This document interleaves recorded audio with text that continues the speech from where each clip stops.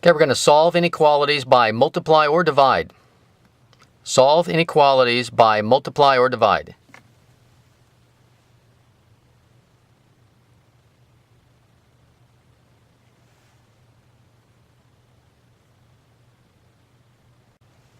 The goal is the same as before, and that's to get the variable alone.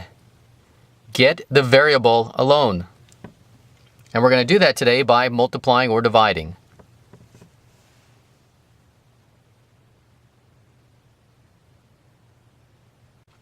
Okay, I need to explain something to you before we get started, so don't write this, just watch and learn. Watch and learn, please, silently. Okay, I'm going to do some dividing and then some multiplying with two numbers and see if we can see a pattern. So let's say I take the numbers 6 and 12 and I divide by, let's say, 3. If I divide 6 by 3, that's 2, and if I divide 12 by 3, that's 4. So looking at this 2 and 4, we know that 2 is less than 4. Okay, so if I divide by 3, we know this over here is going to be less than. All right, let's do the same thing, only this time let's divide by 2. If I divide by 2, this is going to be 3, and 12 divided by 2, 2 goes into 12 6 times. So again, the arrow still goes this direction. It's still less than. All right, let's do the same thing with the number. I think I made a mistake. Yeah, okay, let's do the same thing with the number 1. Okay, I'm dividing both sides by a 1. If I do that, this will be 6, and on the right side, this will be 12. Okay, again, the left side is less than the right side. Okay, so when multiplying by dividing by 3, 2, or 1, both sides, it still is, the symbol is still the same. It's less than. Now let's divide by a -1. Both sides. Okay, so if I do both of these by -1, this is going to be -6. And over here, this is going to be -12. Okay, now -6 is more than -12. So it goes like that. Now it's greater than. This is greater than. If I divide by -2, this is going to be -3. And over here, this is going to be 12 divided by 2 is 6, so it's going to be -6, which is greater, or what is -3 is more than -6. I'll do it one more time here, and this time we'll do it with -3. 6 divided by 3 is 2, and there's one negative, so that's -2. And over here, 3 goes into 12, 4, and there's one negative. So again, -2 is more than -4. One observation to make is that whenever I divided by a positive, it was less than, but when I divided by a negative, I had to change the arrow. I had to reverse the arrow. So when I divide by a negative, I need to reverse the arrow to make it true, to make the left side true to the right. Now I'll quickly do it with multiplication. Okay, we know 3 is less than 4. If we multiply by 3, let's see, that's going to be 9 and 12. It's still less than. The left side is less than the right side. Okay, we know 3 is less than 4. If I multiply by 2, will it stay the same? That makes it 6, and this makes it 8. So yeah, that's true. It's still less than. Okay, well, I know 3 is less than 4. If I multiply by 1, will it still be true? That's 3, and this is 4. Yeah, it's still true. Even if I multiply by 1, +1 is still true. Okay, now let's go ahead and see if this is true if I multiply by -1. Left side, right side, I multiply by -1. Is this still true? This will be -3, and over here, this will be -4. So no, it's not true. Whenever I multiply by a negative, it seems as though I have to switch the arrow. I have to reverse the arrow. It's not true. So I know that 3 is less than 4. If I multiply by a negative number, like -2 on both sides, that gives me -6, and this gives me -8.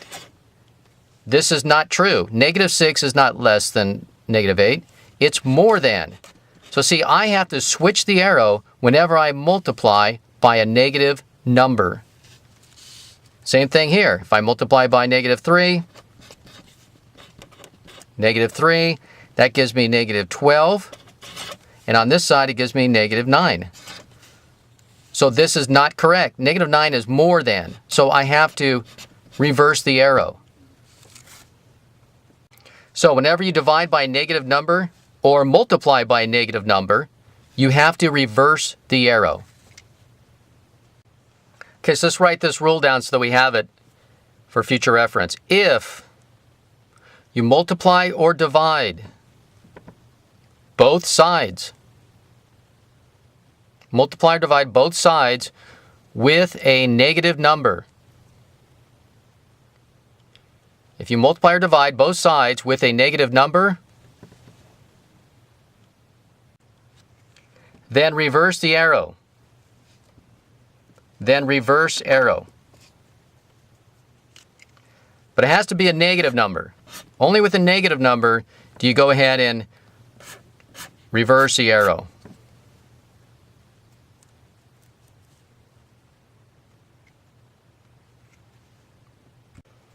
Okay, I'm just going to draw a line across there, and now we're going to go ahead and start with our examples. Okay, remember our goal is to get the variable alone. To get the x alone, I need to get rid of 3. That's 3 times.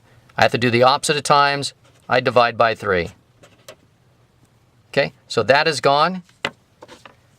That leaves it with x. And over here, 18 divided by 3 is 6. Question is, do we reverse the arrow?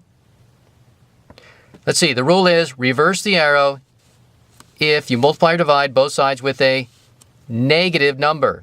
Am I dividing by a negative number? No. So you leave the arrow alone.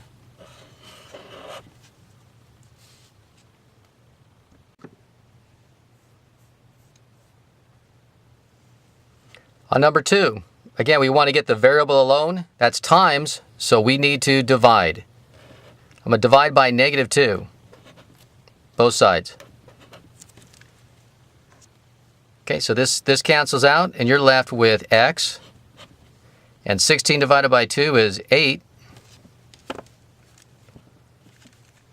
Excuse me. You mixed up my colors here. Okay, 8, and there's one negative, so it's negative 8. Question is now, do we reverse the arrow? Yes, because I'm dividing by a negative number. See that? I'm dividing by negative on both sides. Therefore, I need to change the arrow. Change that arrow. Okay, number 3, I want the variable alone. That's 4 times, so that means I'm going to have to divide by 4, both sides.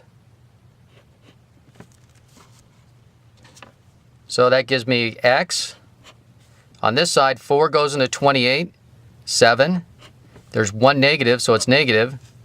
Do I reverse the arrow? Well, let's see. Did I divide both sides by a negative number?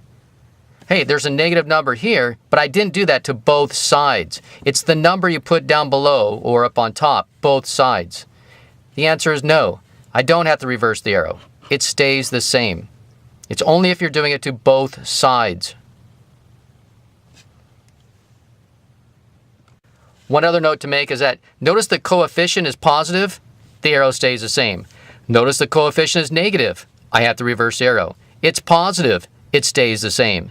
So if the coefficient's negative, then the arrow is going to have to change.